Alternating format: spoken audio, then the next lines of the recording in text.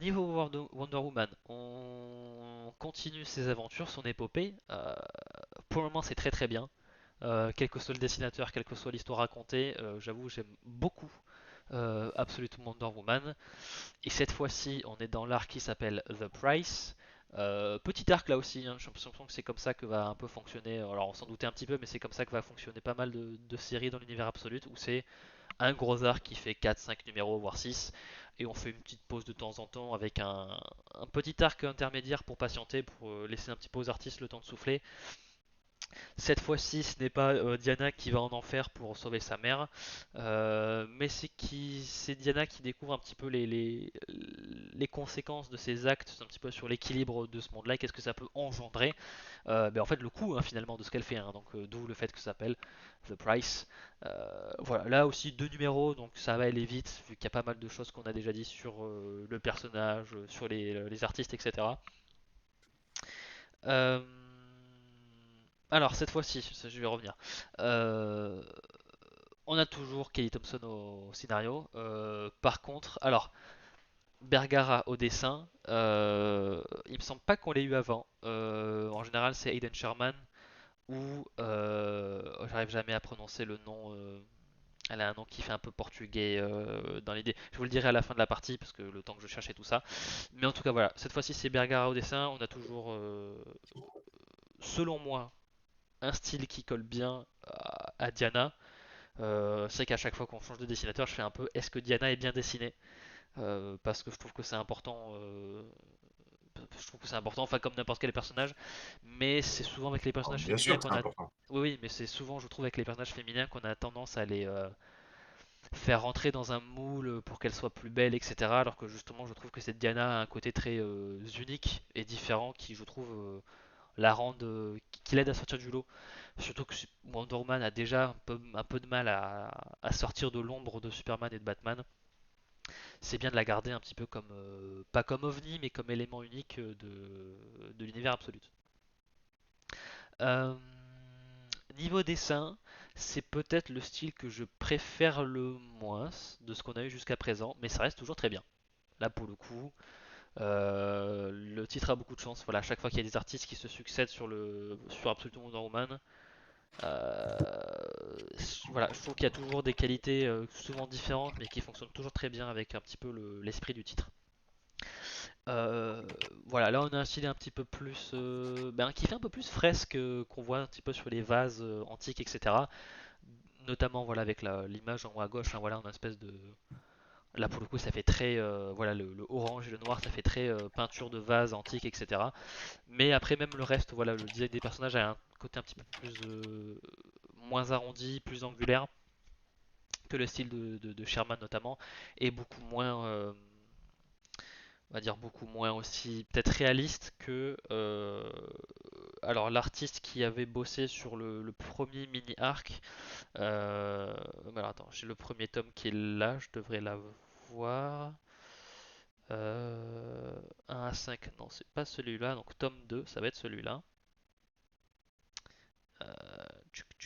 J'ai pas les infos, on m'a pas donné les infos. Bref, en tout cas, on est sur un style beaucoup moins ouais, réaliste et peut-être un peu moins épique. Voilà, c'était The Lady and the Tiger, je crois que c'était le nom de l'arc. Mais ça fonctionne quand même très bien. Dieu merci, Diana a encore son nez qui fait très grec dans l'esprit, un nez très, très droit. Je trouve que c'est très parlant sur. Si le dessinateur a réussi à capter qu'il faut bien dessiner son nez, c'est que le dessinateur a bien compris l'apparence de Diana. Voilà, tout simplement. En tout cas pour la version absolue. Donc c'est le cas. Diana est toujours bien dessinée. Dieu merci. Moi et Wonder Woman dans le titre absolu, alors elle est à chier. Par contre, elle a de ses nez. Non, non, non. Mais je trouve que c'est toujours très parlant parce que tous les dessinateurs ont pas toujours gardé ce nez-là avec la version d'Absolute et je trouve que ça donne vraiment quelque chose de. Ouais, c'est vraiment son apparence qui fait très, très, ouais, très grec, hein. Je trouve que ça fait qu'elle se démarque très vite. Ouais, je suis bien ouais, ouais, j'ai du nez moi. Après, j'ai un gros pif aussi, c'est peut-être pour ça que j'en parle beaucoup, hein, Euh, voilà, comme j'ai dit tout à l'heure, cet arc-là, c'est vraiment une petite aventure. Oui et non, ça dure pas très longtemps, mais on va quand même aller explorer des trucs assez pas déconnants, quoi. Euh, voilà, suite au succès hein, qu'elle a, voilà, avec quand elle s'est tapée contre je crois que c'était le tétrapode dans le premier arc. Dans le deuxième arc, elle a réussi à retrouver une trace d'Amazon, à affronter une Atlante, etc. Et un petit peu à ressortir un petit peu avec un peu plus d'espoir sur l'avenir de son peuple, etc. Et là, cette fois-ci, elle se fait un petit peu taper dessus par quelqu'un qui a l'air de lui ressembler.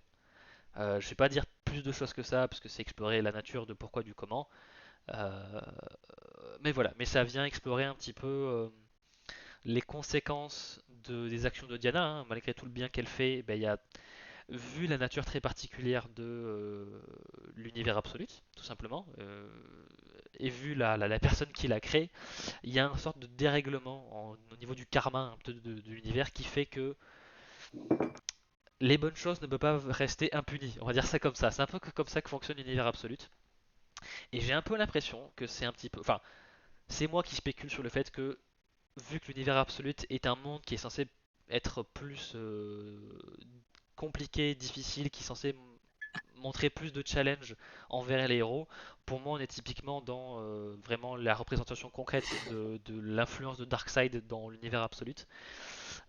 Donc voilà, elle va se taper avec une sorte de manifestation qui représente un petit peu le prix des bonnes actions de Diana, tout simplement.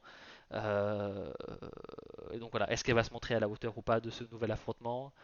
Euh, un petit peu, ça montre aussi bien toute l'intelligence de Diana, hein, parce que au-delà de taper fort, de taper vite, voilà, on montre qu'elle en a sous la cervelle. C'est montré depuis le début hein, qu'au-delà de sa force, elle est quand même souvent confrontée à des ennemis qui sont soit par la magie, soit par la force plus efficaces qu'elle, et du coup elle est un peu obligée de se remuer ouais, de se creuser là-dedans pour trouver des solutions pour vaincre ses ennemis. Et là on est un petit peu dans le même truc où c'est un peu cassé la gueule et il faut trouver d'autres solutions. Et c'est un petit peu, je trouve, le meilleur aspect du bouquin à ce niveau-là parce que ben, ça montre que c'est pas juste avec une grosse épée qu'elle peut taper sur les gens. C'est toujours très bien quand elle tape avec sa grosse épée. Attention, n'allez pas me. Voilà, elle sort l'épée de Cloud là et puis elle va taper les gens. C'est très très bien. Euh, Plus un pour la référence, c'est très bien. ouais, voilà. Rien à redire. J'aurais pu dire Guts aussi, je pense que j'aurais reçu un point, mais voilà. Euh, alors je peux pas dire, je sais pas trop à quoi ressemble. Ah si, je vois un petit peu, oui, c'est peut-être les yeux qui sont très, un peu des yeux de frelon quasiment, très fins comme ça pour Ultraman. Je vois ce que tu veux dire. J'avoue que j'y ai pas pensé parce que je suis peut-être pas un assez fan d'Ultraman, mais je vois ce que tu veux dire.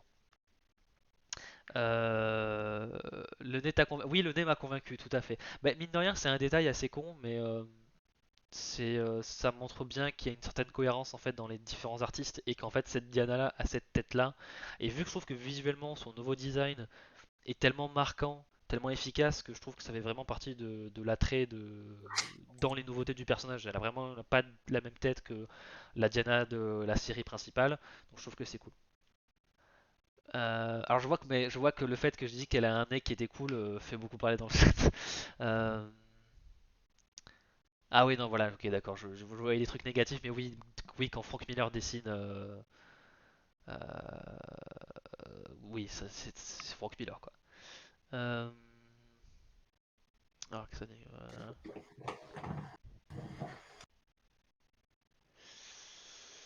ah ouais, voilà, c'est bien, oui, voilà, on parle de Frogbear. C'était bien ça, ok, voilà. Euh,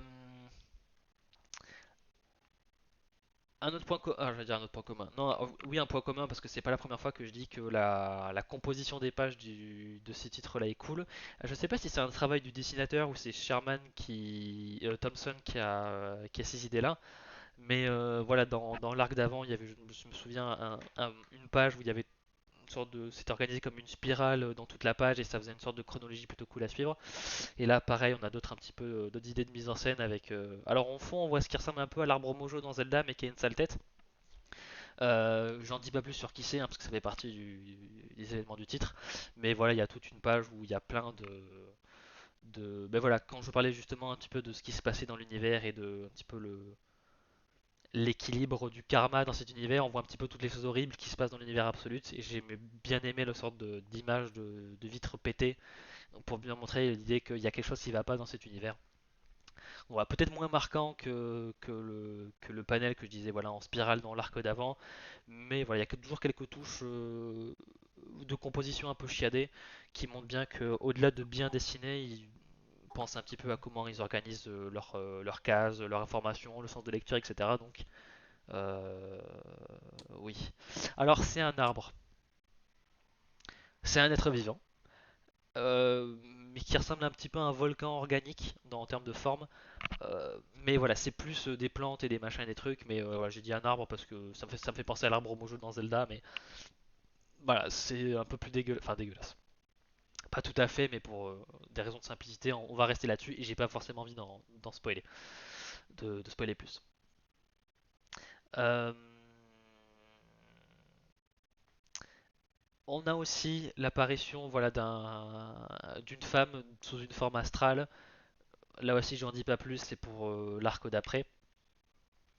Euh, ça peut paraître un peu aléatoire, un peu random dans le titre, et effectivement ça l'est, mais pour avoir lu la suite, c'est un élément qui sera réutilisé par la suite, donc là aussi, même dans les périodes un petit peu plus creuses, entre guillemets, au niveau de l'histoire, où vraiment on est dans un arc, pas d'attente, parce que ça fait vraiment... on dirait que je pourrais le traiter de sous-arc ou quoi que ce soit, mais ça reste toujours très bien à lire.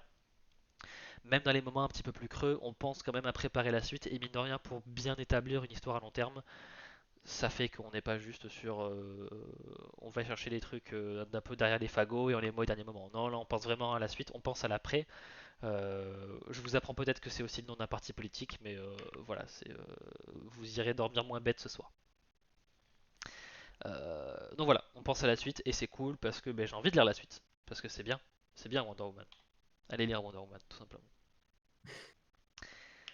Euh, Là aussi, voilà, je vais pas trop m'éterniser sur ce qui se passe dans cet arc parce que j'ai pas envie de spoiler déjà de une. Et puis voilà, sinon ce serait juste me répéter sur le fait que c'est beau, c'est bien écrit, c'est bien composé. Qu'est-ce que vous attendez? Je veux dire, mettez-la dans votre wishlist Amazon et achetez le tome 2. Voilà, il sort pas tout de suite, hein, mais là aussi, j'avais bien fait pas d'erreur. C'est comme pour Superman, le deuxième tome, c'est bien le 10 avril. Donc vous avez encore un peu le temps de voir venir. Euh, et là aussi, hein, comme pour Superman, on a les titres 6 à 14 dans ce deuxième tome, ce qui fait que vous aurez combien d'arcs? Vous aurez 3 arcs, je crois. Oui, vous aurez le deuxième arc, le troisième arc et le quatrième arc. Donc voilà, vous aurez 3 arcs dans le deuxième tome. Et là aussi pour 22,50. Ça fait combien de flèches du coup? Bah, au moins 4. Au moins Eh oui, 4. au moins 4. Euh, Non, franchement, pour le coup, c'est Wonder Man du trio, de la Trinité, c'est mon préféré. Dans le titre en termes de consistance et tout ça, franchement. J'allais te demander, tu crois que tu peux nous faire un petit top 3 même? Donc visiblement Absolute Wonder Woman, numéro 1, ok? Ouais, Wonder Woman. Ouais, Wonder Woman, Batman, Superman, je pense, dans cet ordre. Je Ok, pense. en comptant aussi donc Flash, Green Lantern et Ah, Manhunter. après, non, si c'est mon top, tout titre en dehors de la Trinité, j'hésite. En fait, j'hésite entre Martian Manhunter et Wonder Woman pour la numéro un, pour la place, ouais, pour la première place. Ok. Euh, ouais, donc les deux premiers, Wonder Man et Martian Manhunter. Et ensuite, je dirais Batman, Green Lantern, Superman, Flash, je pense. Ok. D'accord, Voilà. d'accord. Mais ça peut, en fait, voilà, il suffit qu'il y ait deux titres à la suite dans une série qui soient vachement bien et tout fluctue un peu, mais c'est vrai que. C'est normal aussi. Deuxième position, je sais pas si c'est deuxième position pour Wonder Woman pour les séries, mais c'est vrai que c'est peut-être pas aussi barré que Martian Manhunter, mais ça reste quand même très très bien. Bon voilà, Absolute Wonder Woman, c'est toujours aussi bien. Et la suite là aussi pour le coup est plutôt cool. Elle affronte quelqu'un assez qu'elle n'a jamais vraiment trop affronté, enfin pas à ma connaissance, et un adversaire qu'on lui fait pas trop affronter d'habitude du tout. Donc voilà, je parlerai de la suite évidemment parce que pour le moment c'est toujours aussi bien. Et en plus, dans ce deuxième tome Urban VF, vous aurez alors le deuxième arc. C'est ça qu'il faut que je retrouve avant de finir la partie. Euh, alors, absolument Wonder Woman, parce que pour le coup, j'avais adoré les dessins sur cet arc-là. Mattia Deloulis. C'était voilà le. Je pense que c'est un homme, hein. C'était le dessinateur sur le deuxième arc, donc The Lady and the Tiger. Moi, j'en ai parlé hein, sur la chaîne, mais voilà, voir ces dessins-là en papier, en grand format, ça va me. Je pense que je vais acheter le bouquin pour ça parce que franchement, les dessins, oui, c'est un grand oui. Yes. Yes. Daniel Yes. Bryan. Bryan Danielson, si vous êtes AEW.